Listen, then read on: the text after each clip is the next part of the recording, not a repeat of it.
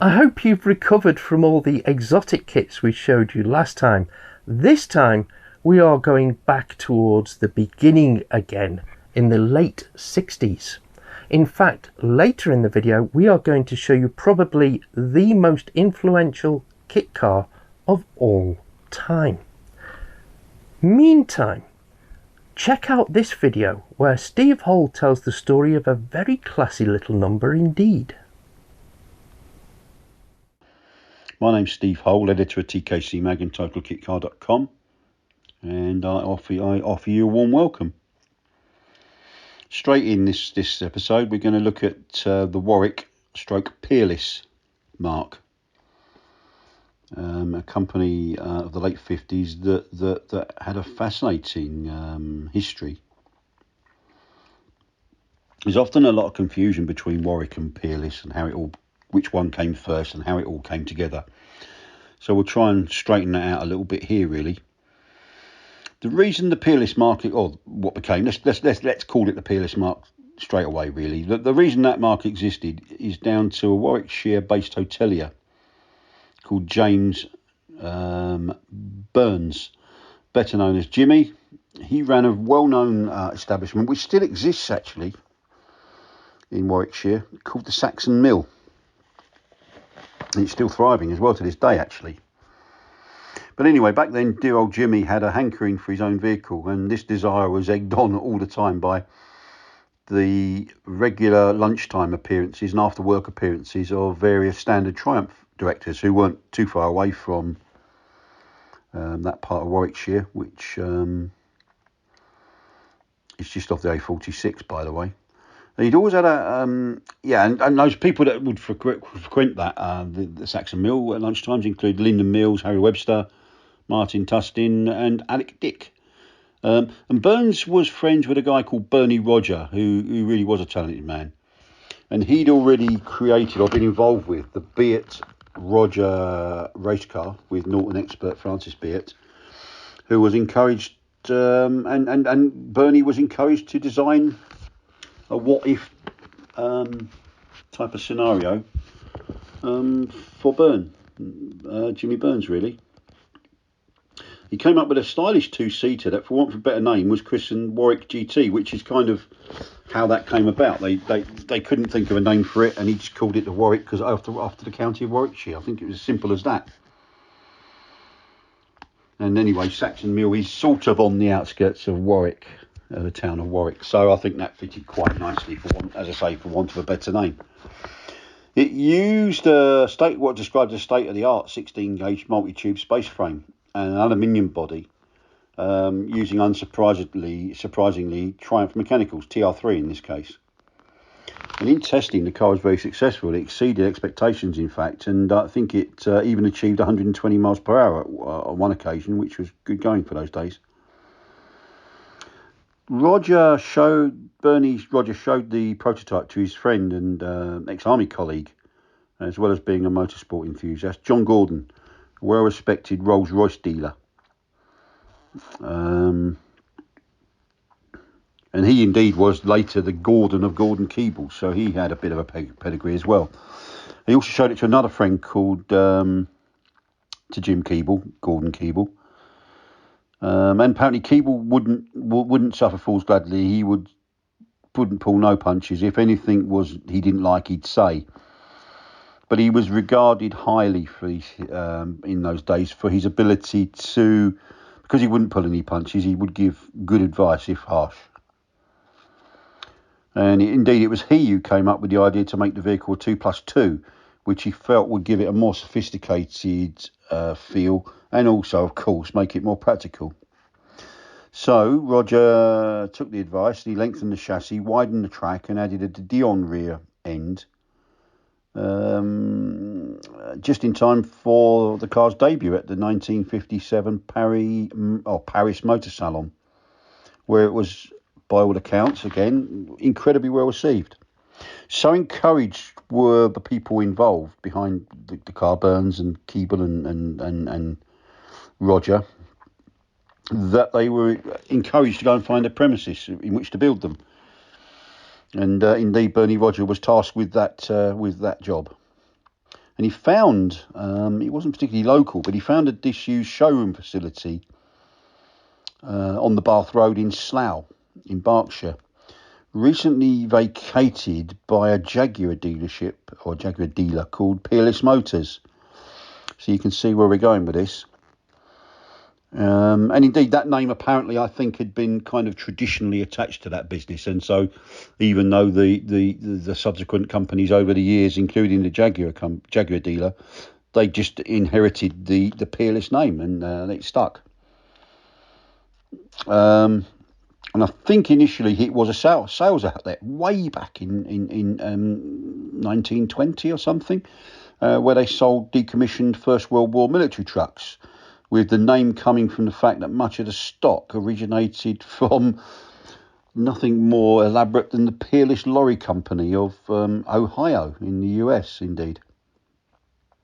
So they had a premises. By default, they had a name for their new company. And so thus the Peerless GT was born. They'd switched, for production purposes, as many did in those days, they switched from aluminium to glass fibre. In their case, it was produced by a company called James Whitson and Co. Although I think I've mentioned in an earlier one of these videos that an organisation called British Resin Products, and I don't know if you may not well indeed have listened to these in chronological order, but in case you haven't, I mentioned in one of the videos that there was a company called British Resin Products who were right at the vanguard of GRP for specialist car use, and they were an organisation that had various members, and they were, depending on where a company was based or an individual was based, would make an introduction to a company that was fairly local to them. So it was with Whitson and Co.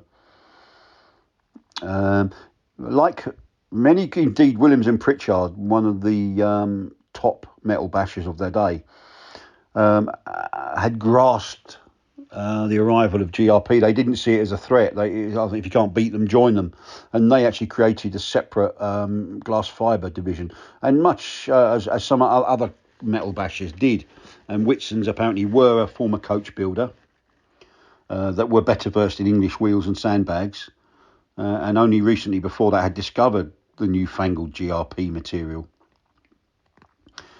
And I think they were still very much learning back then, and frankly they couldn't produce the Peerless bodies quickly enough to satisfy demand, which irritated the directors of Peerless, Jimmy Burns, John Gordon and Bernie Roger.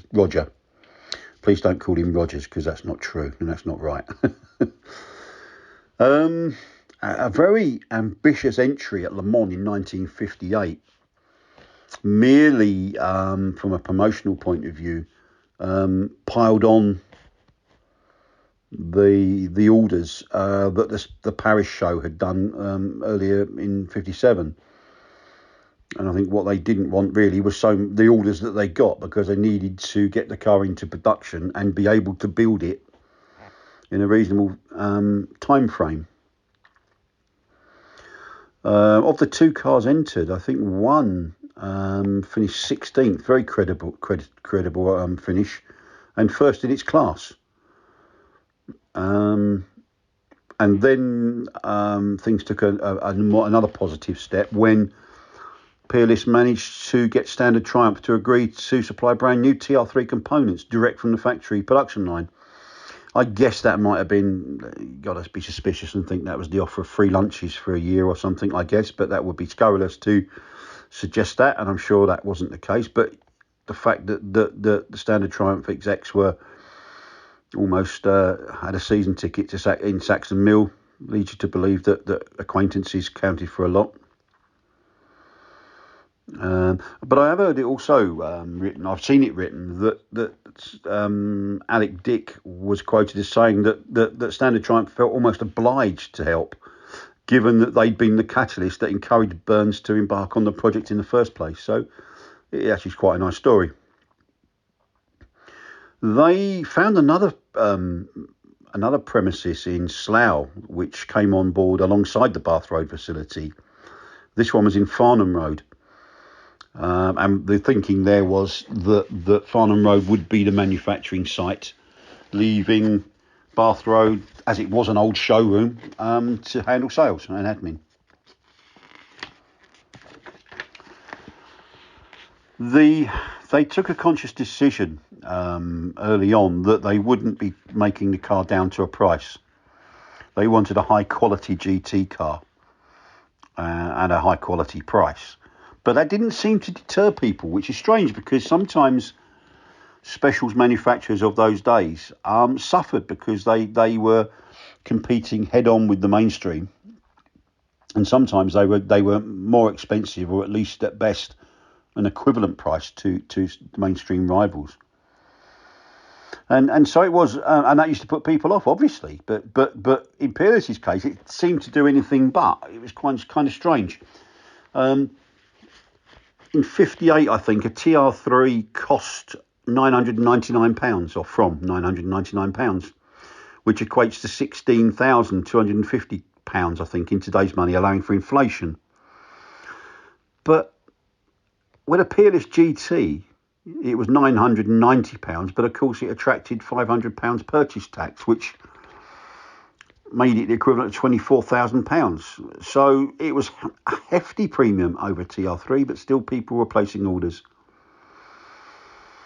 But what became apparent to all three directors, and particularly Bernie Roger, whose baby it really became, they just had to speed up production. The issues in delays along production was just not sustainable. So he contacted the company that were producing Lotus's GRP bodies back in then, the plastics division of Bristol Aircraft Company. But he found them to be too expensive. So instead, he went to Winnington Transport and Engineering, who had truck depots in Hampshire and Somerset.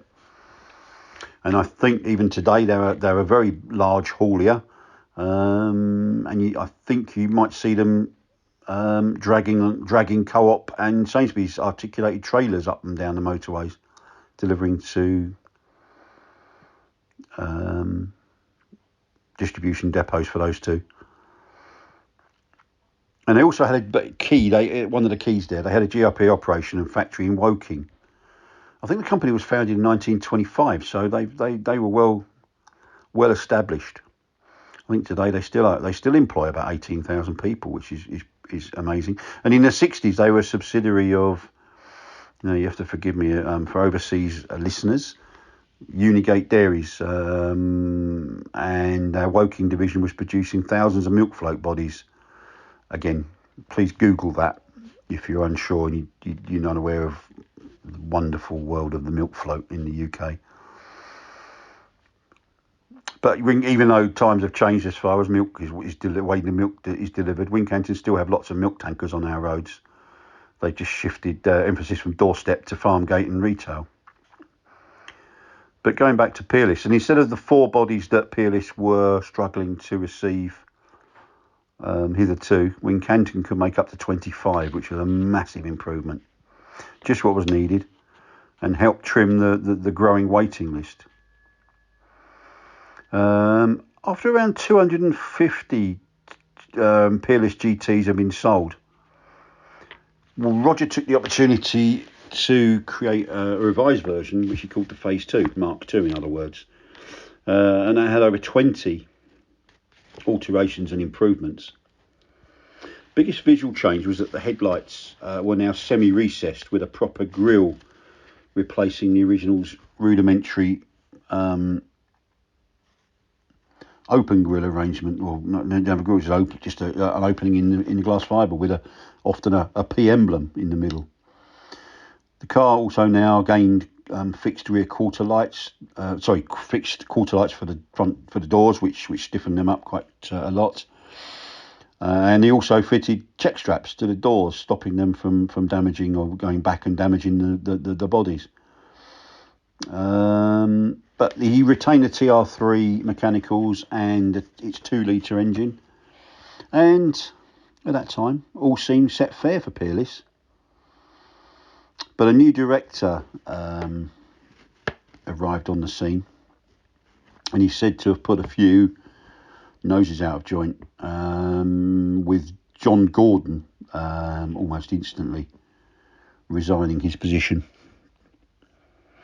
And once this got out, several of the company's key suppliers sadly lost confidence in the marque and withdrew the company's credit facilities, which obviously put an immense strain on cash flow.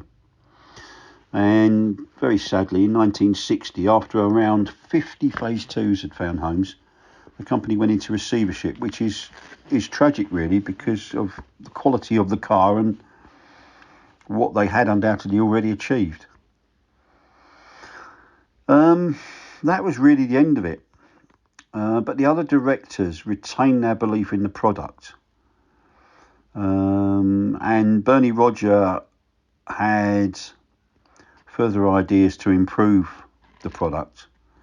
So he took over the car, he bought the project and went back to the original name, the Warwick GT. So that's how we go full circle and we go back to Warwick. He'd moved to a more modest building workshop in Horton in Berkshire, trading under the Bernard Roger Developments Limited banner. He'd taken the opportunity to strengthen the GRP shell, or rather Winnington had, because as time, as demand and knowledge grew, almost hand in hand, companies or laminators, as we now call them, had an understanding of how the material was to work.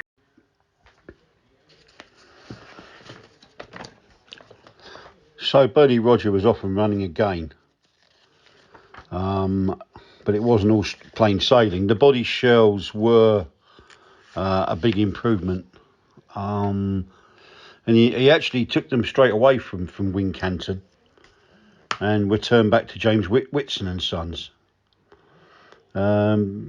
His reasoning being they were less expensive. They'd already produced quite a good number of the original Phase 1 bodies, and as he wasn't expecting to be as busy or as commercially minded, I suppose, than the original Peerless company, or the previous Peerless company, I think dear old Bernie viewed that as being a price worth paying. At the same time, he revised the dashboard. He also added options for Webasto sunroof, a Smith's radio, and even the luxurious inertia seatbelt. He also revised the space frame chassis, and it beat all its rivals. Actually by that time it was beating its rivals on price hands down. He'd got the pricing about right. I thought was kind of the what people reckoned back in the day. And he was back to where Whitson's were in the first place, and that was 5 vehicles a week. So he was quietly confident, and things were going well. The way it went wrong, I think, was when John Gordon actually was working on his new car, which obviously became the Gordon Keeble, as we mentioned earlier. A Warwick customer and an American expat returned home to the States and organised a batch of, almost with John Gordon rather than Bernie say so, I think, 10 Buick 215cc V8, which, as we know, became the Rover V8 pretty soon after that. So 10 of them were delivered to Bernard Roger Developments. The Warwick 350 GT was the subsequent car that housed those engines, and that was in late 1961. Although somewhere along the line there was a massive fallout because 2 other senior managers, along with Bernie, departed his own company in late 1961, which that must have been something quite serious, and I suspect it had to have been something to do with that V8 or the arrangement or the deal surrounding same. And it was a real shame. The company was sadly wound up in early 1962. So it was obviously a disagreement that led to complete implosion. And it's such a shame because those cars had so much to offer, and they they still look really fresh to me. As I say, you see one today and it still looks very good. There was one at Goodwood in 2023 in September there, and that would look beautiful, been restored. absolutely holds its own with any other classic 60s GT car, as far as I could tell. It does hold itself, I think, just as elegantly as a Gordon Keeble or an Alvis, or even a Van Pla 4-litre R, the Austin Princess style, the Pininfarina style bodies, so beloved of banger racers these days. But I think people even thought they could be mistaken. I think some people did think it was an Aston Martin just by the way it looked. And also, of course, they loved the tail fin, and I think they were a bit like a mullet haircut. They were fighting against or swimming against the tide over fins, but clearly they believed in them. I think they look quite sweet, actually. The Owners Club, there is an Owners Club, and I think you'll find it at peerless-gt.co.uk, and they do a great job. I think they can organise you a brand new body show if you have one in need. The specific mechanical parts that relate to the car, and also much of the TR3 stuff, which again it actually remains available. I think they can do a body show, but please don't ask them for a kit, because I think you'll be met with a very firm no, and I don't want to be chased down the road by upset Peerless folk. And from something that was peerless to something completely different. This episode, we are looking at a very, well, it's a strange one, this. It's a very well-known kit car, but it's also very underrated in my book. It's called the Mini Jem.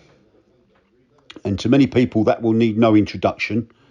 One of the 60s plethora of mini-base kits. Often confused with the Mini Marcos for pretty good reason, really, I suppose, when we uncover the history of it.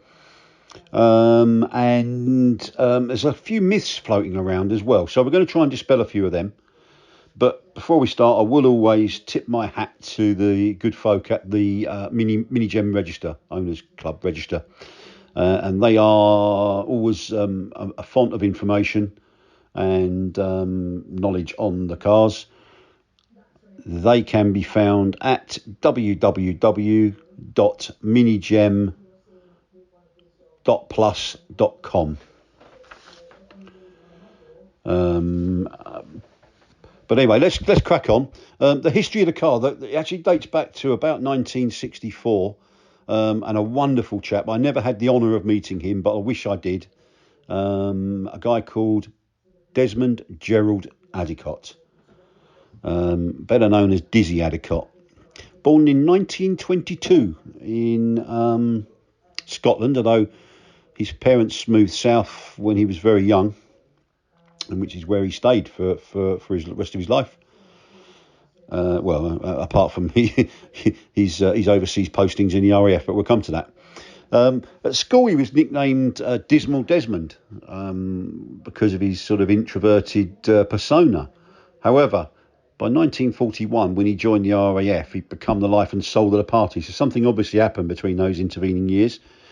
And he was known for being a bit scatty, and a life and soul of the party, as I say. But he was also his nickname Dizzy came from his colleagues in the RAF, and actually he was forever known thereafter as Dizzy Addicott. An incredible chap. Probably as a fan of aviation, and certainly when the UK, I'm proud to say, ruled the world almost in such things in terms of development in aviation. Dizzy's one of the most revered aviators in UK history. He belongs right up there, in my view, with the likes of Bill Humble, Roland Beaumont, Wimpy Wade, and the one and only Eric Winkle Brown. And as test pilot, Dizzy was up there. He in 1941 he started flying on Mosquitoes for the RAF. He then became a test pilot, worked for several of the UK's leading aircraft companies in the 50s and 60s. Also, he was a very accomplished clubman racer. And the Dart name actually came from he was a privateer, but he raced under the Dizzy Adicott Racing Team banner, and that's kind of where the Dart came from. I think it was Dart.A.R.T. but I'm not doing that because that would be silly, and I'm not doing that, so I'm just going to call it Dart. So be aware that I do realise there are dots interspersed between those letters, but I'm not going down that route every time we go there. As I'm sure you'll understand. He was also he must have been a fairly handy peddler because he was a works driver for Frank Nichols at Elva Cars in that Formula Junior team in the late 50s. And Frank didn't suffer fools even for 1 second, so he must have been handy. He was also an accomplished. I think we should really do a separate episode on Dizzy Adicott because his life story was incredible. Excuse me. He was also a habitual designer of things, and I think it's with respect, and I think it's fair to say that a lot of them were quite Heath Robinson in nature. There were some hits, of course, the Dart Mini Special. He also devised a one-piece tailgate for a Mini Clubman, which I think sold quite well. But he did have some misses as well. There was one particular one that I loved reading about. He designed a garage heater, space heater type thing, which are pretty commonplace these days, although probably frowned upon a little bit by in terms of eco-friendliness, I suppose. Dizzy's one was a diesel-powered contraption, but glowed red, apparently. So rather than get hot and the shroud remaining warm to the touch, the whole thing glowed red and sounded, I'm told, like a cross between an air raid warning siren and a jet engine on afterburners. So that wasn't very good. But he also had this idea for his own car because at the time the Mini had come out in '59. There was a whole host of Mini specials that were came out of that and based on that. And and Dizzy wanted to join the party, so he came up with his own design. It was called the Dart Mini Special. He launched it. Well, first of all, he had Wakefield's, one of the well-known coach builders of the time, over in Byfleet in Surrey. They didn't make him one body; they made him 8 because he had designs to put it into production. He wanted his friend. He commissioned his friend Paul Emery, another well-known name in the specialist car industry from that time, and other people might know him from motorsport. He was a very good driver. He was a car manufacturer, special make kit car indeed, Emery GT. He was an engine tuner of wild repute, particularly on Hillman Imps and Mini A Series engines. And he was an all-round good guy, really. Bit of a cad, I think, for his time, which adds to his mystique and interest for me, that's for sure. And he built the prototype for Dizzy. And they launched it at the 1964 Racing Car Show, January 1964, at the Royal Horticultural Halls in Westminster in central London. Went down very well with the public and trade as alike. Dizzy took some orders from the show, but he got cold feet apparently, and he returned all the deposits.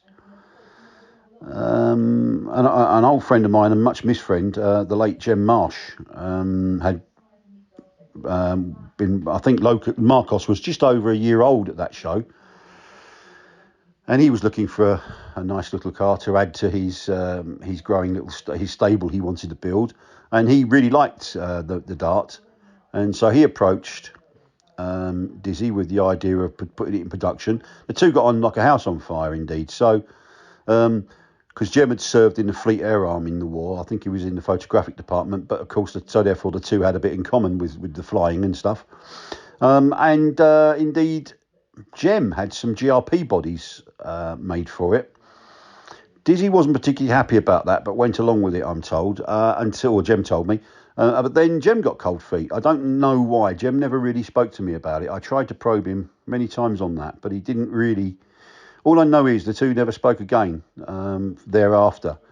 So there must have been some bad blood. So Dizzy was disheartened by this, and he initially he tried to persuade Paul Emery to put it in production on his behalf, but Paul had other things going on. But he did broker a deal with a guy, well, the parents of a young chap that helped Dizzy quite a lot, a young man by the name of Jeremy Delmar Morgan.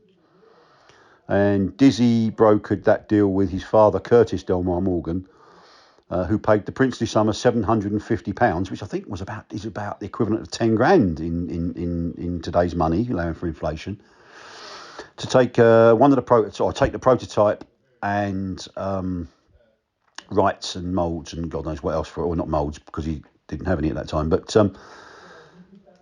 now Delmar Morgan's an interesting character. Not too much has been written about him over the years, but actually he came from a very, very wealthy family.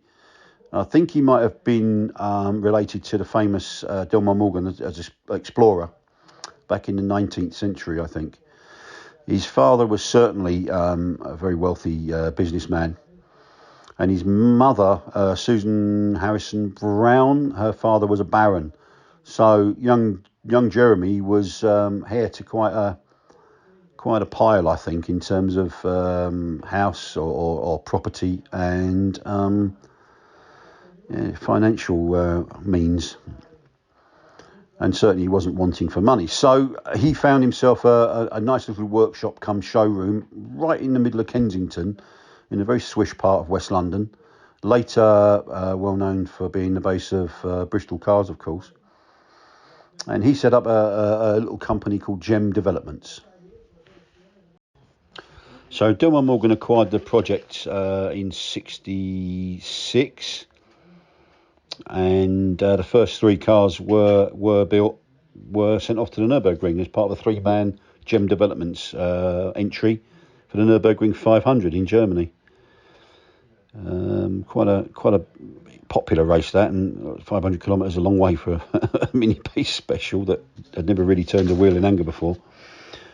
Delmar Morgan was quite a handy driver himself. He'd raced in Clubman's racing, a Brabham BT8 and also a Lotus 15, I think, although it could have been an 11. Much like his friend and mentor Dizzy had driven a Lotus 7, a 15 and an 11 as well. So 3-car team, Delmar Morgan came second, so he did quite well. It set him up well for what became the Mark 1 Mini Jem, which he launched in January 1967 at the Racing Car Show. Car could clearly see its origins. You could clearly see the origins from the Dart, although the windscreen was now very upright.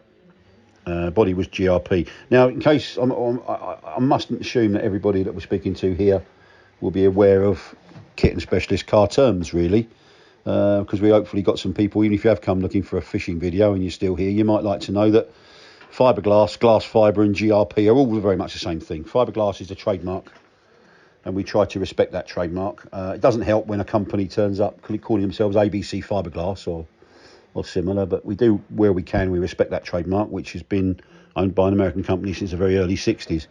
So we tend to use glass fibre where we can instead of fiberglass, or GRP, glass reinforced plastic, which just saves a mouthful, really. So, the body was now GRP.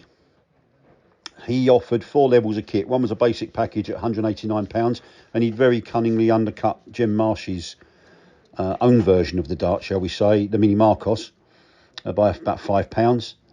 Although he also offered comprehensive kit packages, 3 of them, which denoted the engine, the A-Series engine that the kit came with. So you could choose the £695 package with an 850cc A-Series. £810 would buy you the 1000cc, or top of the shop 1275 GT Cooper S equipped engine was £975. One of Delmar Morgan's final customers before he closed his doors of his London West 8 premises was one Noel Edmonds, a budding disc jockey, 18 years old back in those 1966, 67. Just started working for the BBC. Now, he bought a Mark 1, one of the last, I think, in 1968. No, sorry, I beg your pardon, 1967. And took 8 weeks to build it. he drove it all around London. He lived in Essex at the time, I think, and but he drove it all around London, turned from BBC, and then when he got a job with pirate radio station Radio Luxembourg, he drove it there and drove it all around Benelux countries. Had a very lucky escape one day, I believe. I don't know if a truck actually hit the Mini Jem or a truck hit a truck that then hit the Mini Jem, but by all accounts, it's a very nasty accident, and I'm led to believe that one of those trucks did actually roll onto the Mini Jem. So it proves the structural integrity of glass fibre as well as that of the Mini Jem. And Edmunds was lucky, I think, to walk away from that unscathed.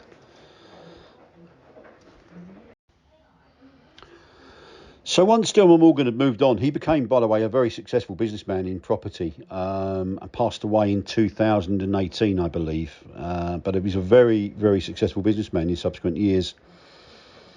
Then we have, I mean, there seems to be notable people throughout the Mini Jem's history. It's one of those cars. The next custodian of it, shall we say, was a chap called Robin Statham. Now, this should have really been the makings of the Mini Jem. It should have sold in the thousands, I think, under his control. He was ex-Tornado Cars. He was aided by a guy called Dan Pearce, a very, very clever engineer who'd worked for Speedwell,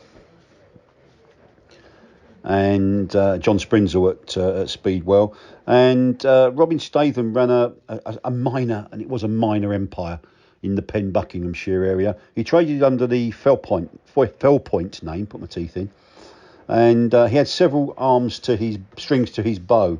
One was Robin Statham Motor Accessories, which, as the name implies, sold motor accessories, go faster parts, and was a motor factors that sold go faster parts, I think, and little added extras. So that was a very successful shop come workshop. He also had, I think the Fellpoint name also sold fiberglass spoilers, front splitters, venturized, and wide arches for a variety of production cars, and that was very fashionable back in the early 70s, late 60s, early 70s, and he did a lot of those. So you'd often see Capris with rear spoilers nailed onto them, Hillman Imps with deep front splitters, and Minis with wide arches. Lots of companies did them, and Robin Statham was one of those. He was also an agent for Reliant Cars, but primarily the Reliant Scimitar.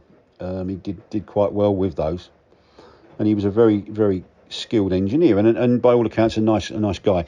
Also raced, was a good racer, very good racer. Now he acquired the Mini Jem in 1967, soon 6 months or so after Delmar Morgan had launched the Mark 1. He probably sold a few Mark 1s. Excuse the dog barking. We're dog sitting a Dachshund this week, so he likes to get involved. So, but do excuse the barking. He traded his his Mini Jem activities. He traded his Jem cars, and he launched his Mark II version, which he was very proud of, in January 1969 at, guess where, the racing car show. He radically modified it, and in fact his advertising literature of the day proclaimed that he'd made 10 major or fundamental improvements and modifications to the Mini Jem, and he was very proud of those. Notably, he'd moved the windscreen back and raked it 9 inches. He raised the roof slightly, and he smoothed out the door handles. Now, in custom car circles, I think they call that shaved, the door handles, so that it gave a smooth body line and appearance. Not so good on security, because all he did was slide one of the mini side windows back and reach down and use the catch to undo the door. But that was kind of how he wanted it. Wouldn't be good today, obviously, but it was okay for 1967. Some of the complaints, a lot of the magazines of the day, car magazines, had driven that car and really liked it, but they all complained, the Hot Car and Cars and Car Conversions complained about the same sort of things, and they were, one, the seats were too high, meaning if you're over 5'6" with a crash helmet on, and because of the roof line, you really struggled. They complained about the car overheating because the radiators were in the side of the car, side mounted. I think Delmar Morgan had gone with that. It also meant that the car was incredibly hot. Well, I think Hot Car said it was hotter than a greenhouse in the middle of July in there. This was all stuff that helped. And, of course, the raised roof helped with the crash helmet. And he also lowered the seats, so that was good. and he got some very good publicity out of that. And all seemed set fair. Delmar Morgan had probably shifted about 35 Mark 1s. Now, by the time he'd ceased trading, and we'll come to that in a second, Statham had probably made about 160 or so Mark 2s. So he was going great guns. The elephant in the room as far as Robin was concerned, and I did have the pleasure of meeting him at a show once. He died in 2021, but I did actually talk to him about, it must have been about 2015 at a show or something, and very unassuming chap, very nice chap, came to our stand at a show once. And I asked him about it, but I asked about that time, and it was etched with sadness, obviously, because he also created his own dream car called the Futura, and it was very futuristic in style. If you look at it, the photos here, we've even got a scan of the original brochure, which was a very elaborate affair. It still looks like a spaceship, and a spaceship to these eyes now. It was nothing more really than Beetle based, even though it looked like it was spaceship based, flying saucer based. I wouldn't have wanted to, or anyone to have had an accident in that car, actually, because the ingress and exit method was that the roof lifted, and including the windscreen, and the whole ensemble swept off to the right, lifted up to the right, so you walked in and out of the car, simple as that. The trouble was, Robin was so far down the rabbit hole with it and believed so much in it, even though people said to him, you need to rein back on this, or you need to maybe even put it on the back burner for a while, or just forget about it. It was eating money. Every single penny of his profitable businesses went into the Futura. He launched it at guess where in 1971. It went down quite well, but he also had a financial backer who got cold feet as well and withdrew the backing, and ultimately it sent him into liquidation, which was a great shame because he had a lot going for him, with the whole lot of the whole ensemble. Everything he was doing was successful hitherto. So he went into administration in July 1971. Now, the liquidators wanted to keep the whole thing together. They obviously saw it as a going concern. The trouble was, any interested parties really wanted to cherry pick, and most people just wanted the Mini Jem. But what the liquidators did in the end, or the administrator did in the end, he did separate into several chunks. So he wanted to sell the Mini Jem with the Futura as a going concern, but a lot of people had seen what the Futura had done to Robin and didn't want to touch it. One in particular was a guy called Ian Hall, who'd raced successfully a Mini Jem, very successfully, and he wanted to take over the Mini Jem. But he pulled out when he found about the Futura. We should also mention, actually, that Robin had also developed a lightweight, the car that he'd raced, and there's one picture of it there, particularly with this audio video, or this audio file, that shows him lifting a back wheel, which he's clearly trying. That was an interesting car, lighter gauge glass fibre. He used a 1275 GT Cooper S gear linkage. And he'd also adjusted the front suspension so that he could add in or dial in a bit more negative camber. And it was all round a fiendishly quick thing. Tuned engine as well with that. He'd also created an estate car. Now, estate car of the Mini Jem. Now that we're obviously very proud of our archive here at TKC Total Kitcar. I didn't know I had that photo until, well, last week when we were putting this together. I just didn't know it was in there, and that's a very, very rare photo. Probably never been seen before, that one. And I've not seen a picture of a Mini Jem estate for a very, very long time. So I'm pleased, and it's in colour, so I'm very pleased to, even though it's a little bit edgy, that photo, sketchy, I'm very pleased to be able to share it with you here. So he did all that. So he had quite a little business going, really. And as I said, the Mini Jem was selling very well, and he was doing very nicely and developing it. But the Futura was his downfall, was his nemesis. In the end, a guy called Bob Telford enters the scene. Now, Bob Telford had worked for Colin Chapman at Lotus at Cheshunt. Didn't want to move to Norfolk, to Hethel, so he went off and did his own thing. Created a company called High Performance Mouldings, moved first to Cricklade, which I think is in Somerset. Anyone that's, if I've offended anyone, if that's the wrong county, forgive me, but I think it's in Somerset. And yeah, I think Cricklade is that bit on the A303 where you have to slow down to 30 miles an hour, and there's about 15 speed cameras, or there used to be. Anyway, Telford was helped by a guy called Eric Bogg, who I believe might have been his financier. I'm not sure. He was described as his friend. Didn't really last very long with it. He took it over in 1970. He was back in production in 1971. He moved to Wombwell in South Yorkshire, which I think is near Barnsley, in 72.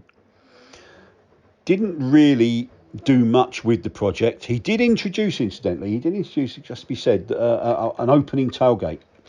Until that point, you couldn't get in a very big window at the back. You couldn't get into it from the exterior, from outside, only from inside the car. So he came up with an opening tailgate kit, which amounted to a couple of little gas rams and some draft excluder. Sold it for £8.50. Personally, I would have been dead scared to have made the first cut in that tailgate. I think it's a measure 64 times, maybe cut once, and then measure another 100 times, just to ensure you got it right. But so he did that, and that became part of the kit package, and it was available to customers, to existing customers, obviously. And then he went into administration, which was not surprising, really. He actually, by the way, he actually bought the project with the full knowledge and the desire to put the Futura back into production. So he actually wanted the Futura, and he actually part built a Futura, a second Futura. Although that I don't know whatever happened to that, because that didn't go with the Mini Jem when it was subsequently sold again. So next we have the last proper custodian of the Mini Jem, the last person certainly to offer it for commercial sale in kit form, was a chap called Malcolm Fell. Another myth dispelled here. Fell Point was Robin Statham's company. It had nothing to do with Malcolm Fell. That's just coincidence. They didn't know each other. Malcolm Fell was a very talented engineer. He was a joiner, welder, general metal worker for Vickers, the shipbuilders in Barrow-in-Furness. Car enthusiast, Mini Jem enthusiast. I think he actually owned one, had built one previously. He fancied a crack at car manufacturing, and he picked up the project, traded under the name of Malcolm Fell. He was part-time to start with, but when he sold 4 kits very quickly, he thought he'd give it a go for full-time. So he took the very brave decision to leave I would imagine, a very well-paid job at the time, to go and build Mini Jems. His first workshop was at his house. It was 750 square foot. Now, I guarantee wherever you're sitting at the moment listening to this is bigger than 750 square foot. It's said that when he prepared shells for the car, he had to get 4 people, or him and 3 other people, had to turn the bodies on their side to get through the very tight doorway, only doorway into his little workshop. And I think he got a bit fed up with that, so he then moved to an old chemical works in Barrow, which was a giant by comparison at 2,000 square foot. Not exactly luxurious, but bigger than what he was struggling with. Malcolm did actually come out with a Mark III.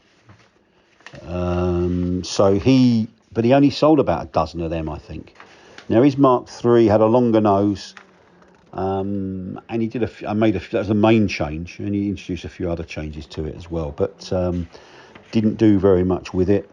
And by 1975, I think, or late 74, the Mini Jem, as we know it, was no more. I don't know if he went into liquidation or he just got fed up, but he certainly was advising existing customers or potentially new customers, to hurry up while stocks last, the doors are closing, get your spares while you can.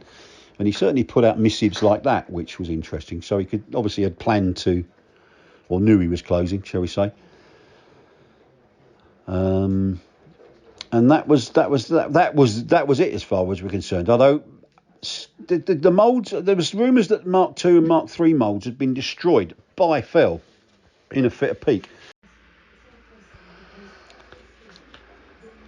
So after Malcolm Fell's tenure with the Mini Jem, I'm not entirely certain if he did actually what he destroyed and what he didn't destroy, whether it was a threat that he never followed through with or what, but certainly some moulds were bought by a friend of mine called Mike Phillips, a long-term Mini Jem fan.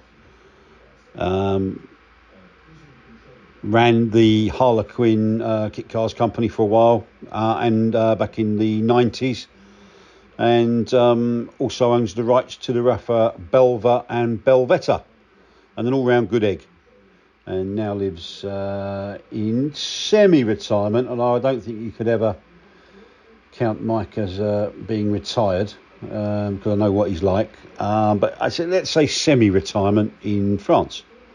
And good luck to him there anyway.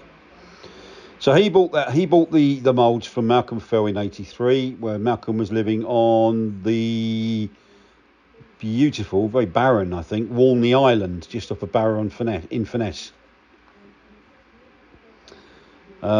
Mike then stored them in a chicken shed in Harleston in Norfolk for several years while he was running a garage business. But he was still able to supply spares, wings, tailgates, etc., for Mini Jem customers, or owners, I should say. Then in 1986, he and his wife moved to Guernsey to run a garage business there. Moulds then passed to one of Mike's friends, who in turn moved them on to a nice chap called Bob Stevens from Oxshott in Surrey, or is that Hampshire? Forgive me if I've geographically replaced or moved Oxshott. That was in 1988. Now Bob was going to actually start to remarket the Mini Jem. That was his plan and his intentions, and worked along the path to achieve that. But he got a major commission in his job, in his main business, which kind of put a break on Mini Jem activity, because obviously food on the table and commissions that come in have got to be looked after. So once again, moulds moulds were dormant for a while, but they were kept safe. Then Mike enters back into the scene, because by that time he was running Harlequin kit cars, and he took them. By that time he'd moved. This is quite a story. I hope you're following. He moved from Guernsey back to Gloucestershire, where he was running Harlequin kit cars, selling Jester kits, amongst other activities. So the moulds then went with him to Gloucestershire. He again, I think he intended to do something with it, but nothing actually transpired with that. But lo and behold, Mike moved again after he'd, using those two words, semi-retired. He moved to the Isle of Man.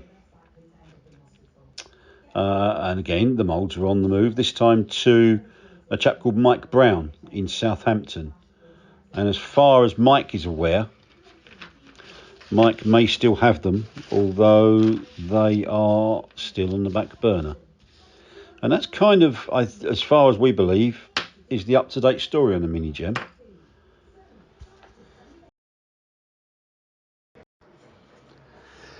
But that really wasn't the end of the story. A guy came up to me one year at Stoneleigh. Sorry, for those that don't know, when we mention Stoneleigh in the kit car trade, the people that know that Stoneleigh was the venue for the National Kit Car Motor Show. So people just referred to it as Stoneleigh. It's now moved to Malvern, actually, but it was Stoneleigh is Stoneleigh. If you knew, you knew. So that's kind of where I mentioned Stoneleigh. So a guy came up to our stand at Stoneleigh and said he had a Mini Jem Mark IV. So that was news to my ears, and I said, "Are you sure?" And he said, "Oh yeah, it's a Mini Jem Mark IV, built by a guy called Roger King," which then dawned on me, and I think we should mention Roger King here. Roger King was a craft teacher from Bedfordshire who'd bought a Mini Jem Mark II, I think, from Statham. Gone his own way with it very much, and was an innovative chap. He sold advertising space on his very outstanding Mini Jem special, shall we say, because it was a special, to local companies in the area, who he said that because his car was very special, it attracted attention. So how hard would it be, or what harm would it do if they paid him £5 or something for him to put their logo on his car? So then customers that saw his car could perhaps respond to the adverts once they finished gawping at his car. And I think that car had quite a few logos on it. One day, though, he and his wife, Christine, they decided, I think, to make a move to Northumberland. And why wouldn't you? What a beautiful county that is.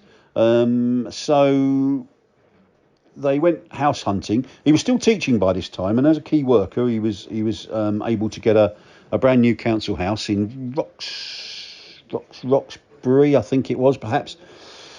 But when they went to a party, it changed their lives one day up in Northumberland. They met the rural business development manager, who they got talking to. Roger had wanted to give up teaching, I believe. And this chap was kind of the catalyst that sparked the company that was Kingfisher Cars. And the car that came out of that was a variation or development of Roger's Mini Jem Mark II, the Kingfisher Sprint, which, as the photos here show, had pumped up arches. He changed quite a few elements on the car, but he's, like we've said all the way along, every variant of the Mini Jem can trace its looks and its ancestry, obviously, back to Dizzy's Dart. He probably sold a dozen of them. He offered all sorts. He had a guy called Jim Deakin working with him. I don't know how that came about, but Jim Deakin, if you know your Cosworth history, Jim Deakin was a very talented engine builder, had worked on the DFV, had built DFVs and variants of same. I think he built the engine that the late Patrick Depailler, won the Spanish Grand Prix. I think might have been in a Tyrrell, perhaps. Correct me if I'm wrong. And he also, Rick Mears' IndyCar from Indy 500 in the same year, 1979. That won the Indy with Jim Deakin built Cosworth DFV. So very interesting guy to have teamed up with. I don't know if he'd retired to Northumberland or he was a friend of Roger King's, but he certainly built engines for Roger. And Roger offered some very tasty Mini A Series engines to accompany his Mini Sprint, his Sprint, Kingfisher Sprint, including a turbocharged version that delivered about 130 horsepower, I think. I've heard it said. I mean, he had a brand new unit that came with the rural grant that he got. I'd heard it said that although he was very enthusiastic, tried really hard, quality of the Mini. I keep saying Mini Sprint. That's another story for another day, another episode. Neville Trickett. Wave the Neville Trickett flag, that's for sure. What a great man he was, and it was a pleasure honour to know him. But I digress. So I've been told that the Kingfisher Sprint quality was variable, and certainly no two were ever the same. But that petered out quite quickly afterwards, I think. It didn't last for long, so I don't quite know what happened, whether they just ran out of money or just got fed up. But that's an interesting footnote to the story, and I think it's right we include it here. So that was it, really. So that's the story of the Mini Jem. I hope you enjoyed that, because I certainly enjoyed putting that together. Very convoluted story, lots of in-depth stuff on it, and I hope you stayed with me. If you like that video, if you like this one, can you please, if you haven't already subscribed, could you just click the subscribe button? It won't cost you a penny piece. We'd love you to come back for more. And as I said, everybody is welcome. If you could also, and I'm told if you could help our algorithm by smashing that like button, that really helps the channel and gets it in more people's feeds. Hopefully people looking at car stuff, maybe not fishing or cooking, although nothing wrong with any of those. And everybody's welcome. So thank you very much for your time, and I bid you a good day and look forward to welcoming you here again very soon. At the start of this video, I teased you that we were going to show the most influential kit car of all time, and I think that is safe to say. It has influenced cars from all over the world. It wasn't the first car of its type. In fact, the manufacturer itself produced a car beforehand. This was replacing that car. And the car, of course, was the Lotus 7. But this was the car that started it all, the Series 1. And this is the story of that car. Welcome to another chapter in our journey through automotive history, where innovation meets simplicity.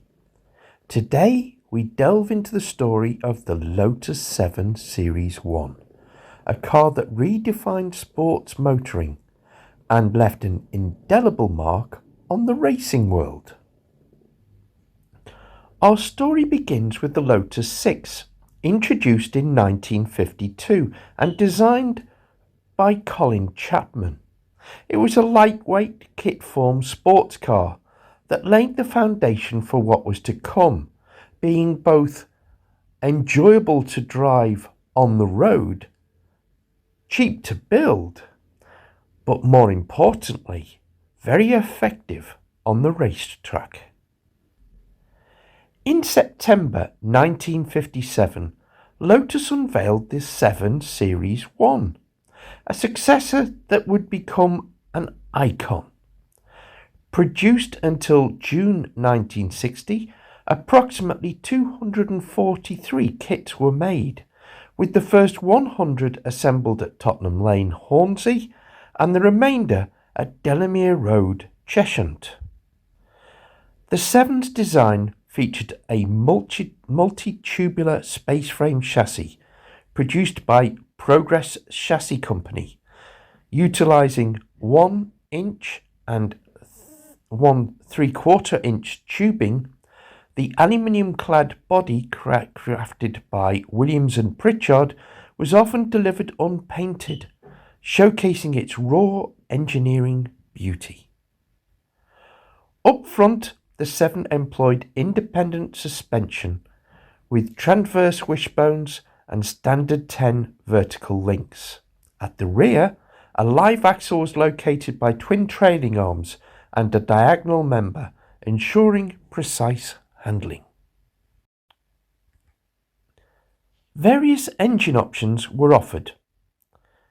The Ford 100E 1172 side valve engine producing up to 40 brake horsepower. There was the Coventry Climax FWA 1100cc engine in the Super 7 delivering 75 brake horsepower, and the BMC A Series 948cc engine available in both home and America models, with outputs ranging from 37 to 43 brake horsepower. Gearbox included 3-speed units for the Ford engines and 4-speed BMC A Series gearboxes with close ratio options available. A Hardy Spicer prop shaft connected to a Nash Metropolitan rear axle. This offered various ratios to suit different driving preferences, especially useful for the racing fraternity. Braking was managed by hydraulic operated 2 leading shoe drum brakes by Girling, with 8-inch cast iron drums at both front and rear. Early models featured Berman worm and nut steering, later transitioning to the Morris 1000 rack and pinion setup. The Super 7 boasted an adjustable column and 3-spoke aluminium leather steering wheel. Standard wheels were 15-inch steel rims with cross-ply tyres. Optional knock-on wire wheels were available, enhancing both aesthetics and performance. Again, particularly useful for the racing fraternity.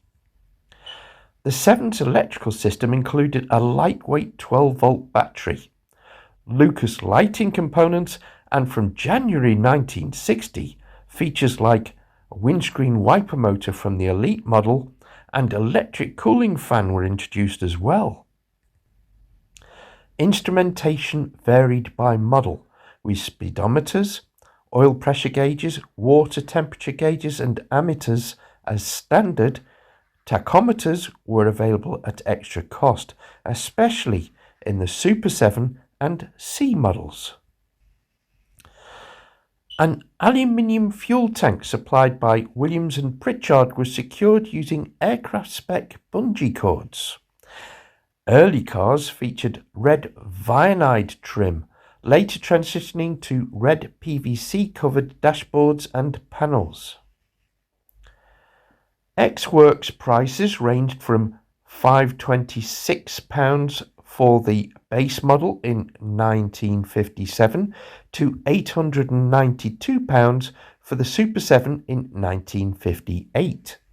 Optional extras included hoods, tonneau covers, spare wheels, wire wheel conversions and more.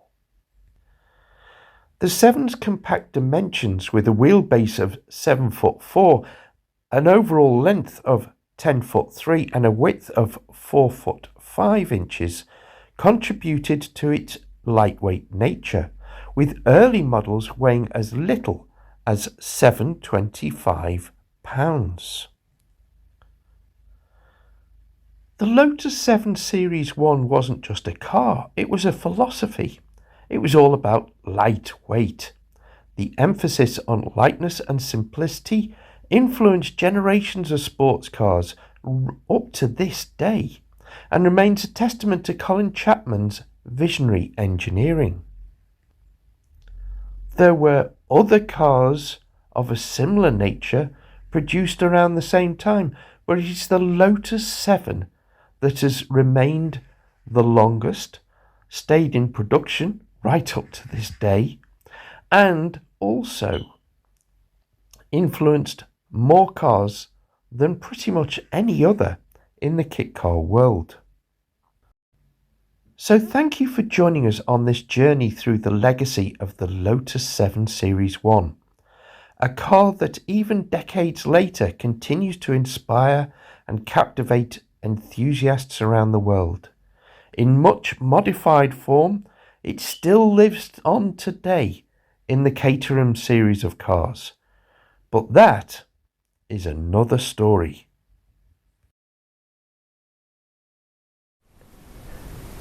I think it's fair to say that the Lotus 7 was indeed the most influential of all the kit cars, and of course there was the Series 2, the Series 3 and the Series 4, and each version deserves a video in its own right, so we will be picking up on that later on in other videos.